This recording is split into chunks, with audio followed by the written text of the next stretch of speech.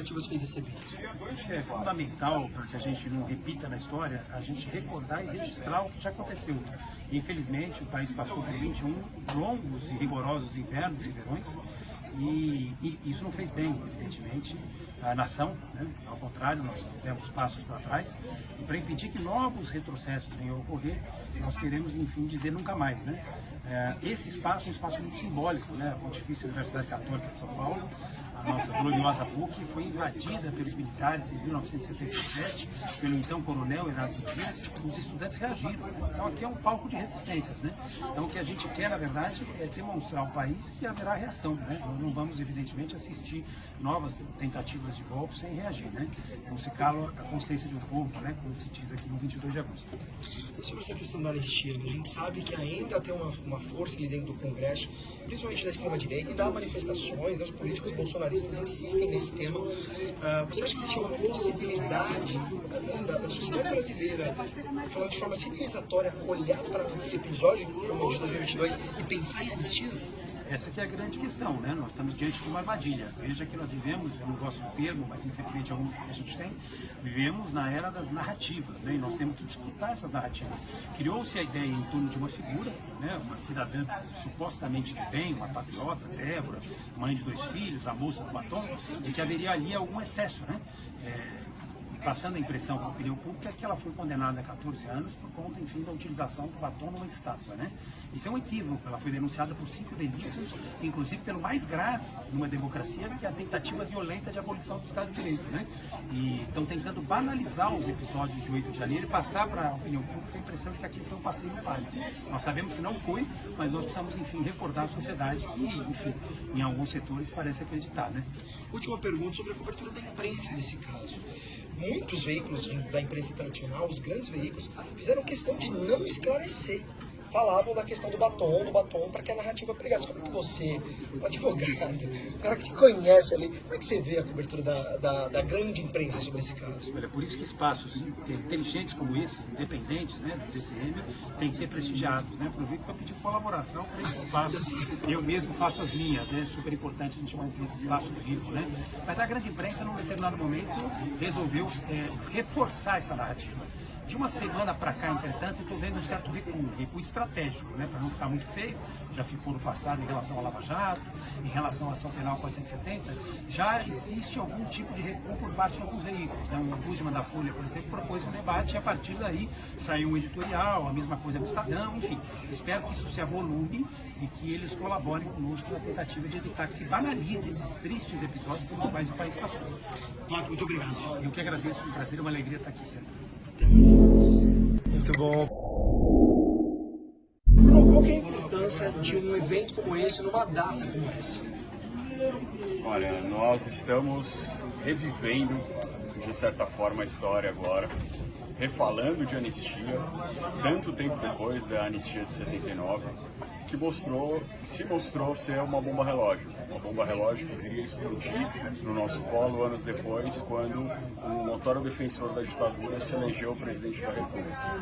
Nós não podemos deixar que isso aconteça de novo. Eu andei falando por aí que se a anistia de 79 foi o que se chamou de anistia possível, essa anistia a gente tem que chamar de anistia impossível. Impossível porque é inconstitucional, impossível porque não cumpre os requisitos legais e os requisitos sociais de uma anistia, que é a pacificação social depois de uma ação desmedida, abusiva do Estado, que não houve. Não tem qualquer ação abusiva, nós estamos vendo o Estado de Direito, pode não concordar com a decisão, pode ter críticas, mas é o Estado de Direito funcionando. Então por isso não há por que se falar em anistia, se tiver uma anistia, tudo que não haverá será paz social, pelo contrário, e cabe a nós mostrarmos que se houver anistia, não haverá paz, e que provavelmente será anulada pelo Supremo Tribunal Federal, porque é inconstitucional. Você acha que existe alguma possibilidade do Congresso voltar a falar de anistia? Eu acredito que sim, eu acredito que é a única coisa que hoje em dia a oposição, o bolsonarismo se prende. Parece que pelo menos no discurso político, não no discurso técnico, no discurso político hoje em dia já se desistiu de defender a inocência. O que se busca é o perdão por atos que são imperdoáveis dentro do Estado Democrático de Direito, porque queria a destruição do próprio Estado Democrático de Direito. Perfeito.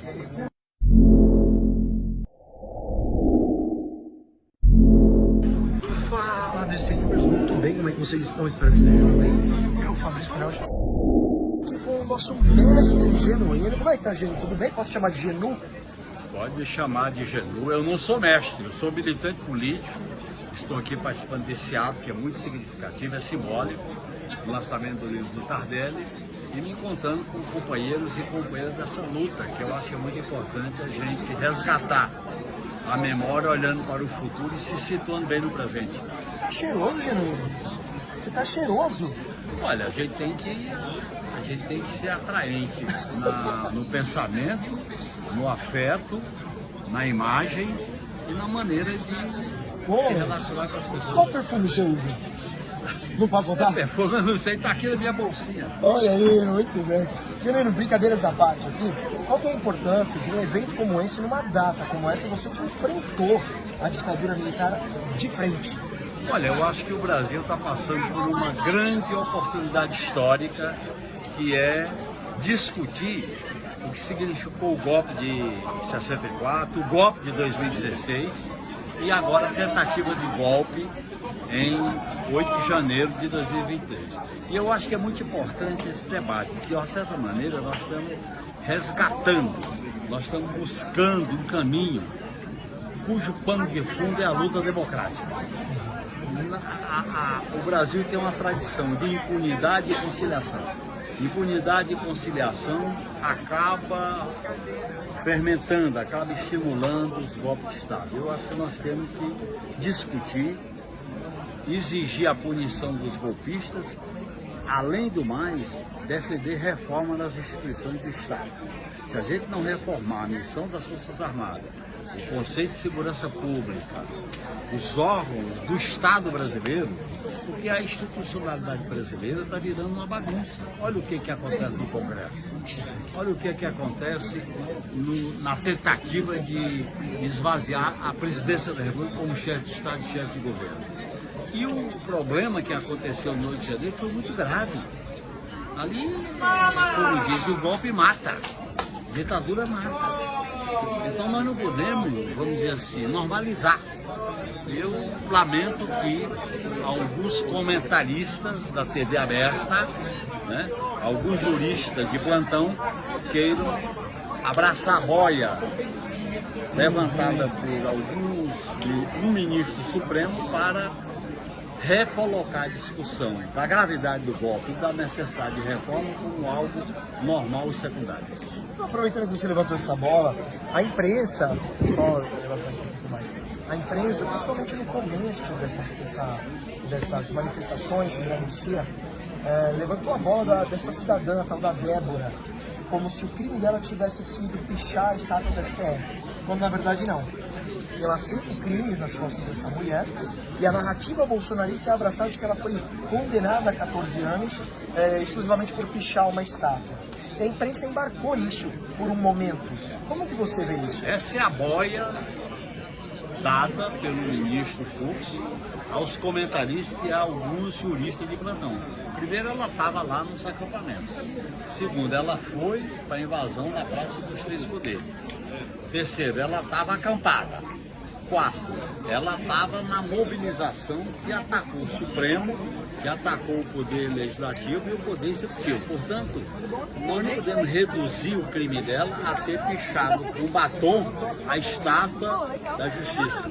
Isso é uma maneira de normalizar, tirar a gravidade do que aconteceu com aqueles vândalos. E ela estava no meio.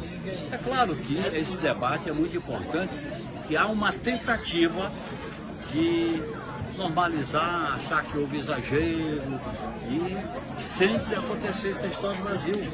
Não é a primeira vez que tentam passar a mão na cabeça. O Juscelino passou a mão na cabeça dos golpistas.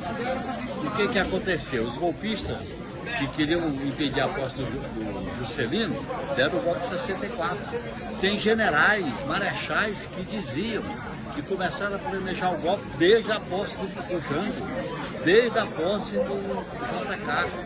Portanto, a questão do golpe de Estado está na raiz, na doutrina, na formação do pensamento das Forças Armadas em torno da lei e a ordem, que é o artigo 142, de uma visão salvacionista, de estar acima de tudo e de todos e, ao mesmo tempo, ter uma visão preconceituosa em relação aos políticos. E há determinados comentários que buscam fazer média nesse tipo de pensamento. Eu acho que nós temos que, ao lado da condenação, da punição, sem anistia, nós temos que fazer reforma nas instituições. As instituições brasileiras do Estado Democrático vivem uma bagunça. O Congresso Nacional com emendas impositivas e com orçamento secreto. E agora, com a querendo cortar a anistia, e olha bem, é uma anistia antecipada. Sem condenação. Sem condenação, mas isso tem tradição. O que é a anistia de 79? Crimes conexos. Crime conexo foi a condenação dos torturadores sem anistia. A anistia aos torturadores sem condenação. Portanto, essa tradição de negar a memória, essa tradição do esquecimento, nós temos que enfrentar o debate político. Muito obrigado. Muito obrigado. Até breve, hein? Até breve. Valeu. Grande Genuíno aqui com a gente pro DCM Diário do Centro do Mundo. A gente está ao vivo aqui, né? Ao vivo não agora, mas a gente está cobrindo hoje na noite de segunda-feira esse evento, dia 31 de março, aqui o evento contra a anistia, o evento do lançamento do livro do Tardelli aqui.